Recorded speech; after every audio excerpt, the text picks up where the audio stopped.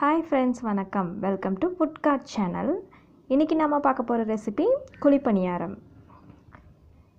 இந்த குழிப்பணியாரம் ரொம்ப ஃப்ளஃபியாக ரொம்ப டேஸ்டியாக இருக்கும். வாங்க இதுக்கு தேவையான இன்க்ரீடியன்ஸ் என்னென்ன அப்படிங்கிறத பார்க்கலாம். இதுக்கு 1.5 கப்பு பச்சரிசி எடுத்துக்கோங்க, 1.5 கப்பு இட்லி அரிசி, இதில் 1/2 கப் உளுந்து ஆட் பண்ணிக்கோங்க, கொஞ்சம் வெந்தயம்.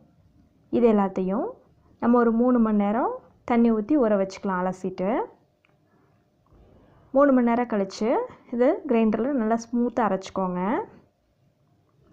இதில் தேவையான அளவுக்கு உப்பு சேர்த்து ஒரு 8 மணி நேரம் புளிக்க வச்சுக்கலாம்.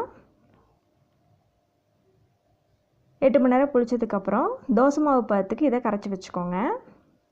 ஒரு சட்டியில் எண்ணெயை காய வச்சு அதில் கடுகு, உளுந்தம்பருப்பு, அதோட 2 வெங்காயம் பொடியாக நறுக்கினது, ஒரு பச்சை மிளகாய், கொஞ்சம் கருவேப்பிலை, இதெல்லாத்தையும் சேர்த்து நல்லா வதக்கிக்கலாம். ஒரு நிமிஷத்துக்கு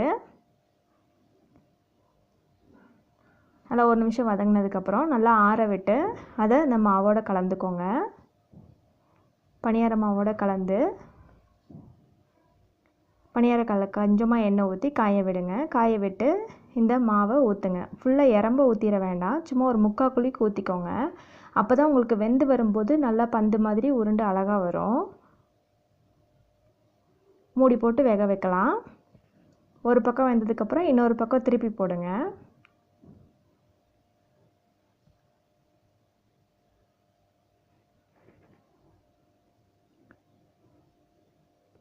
இன்னொரு பக்கம் வெந்ததுக்கப்புறம் நம்ம இதை எடுத்து சர்வ் பண்ணிடலாம்.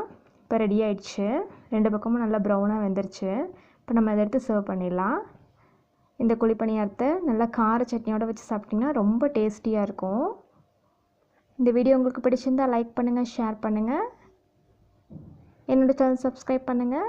இதில் வர வீடியோ அப்டேட்ஸை உடனே பெறுங்க. தேங்க்யூ.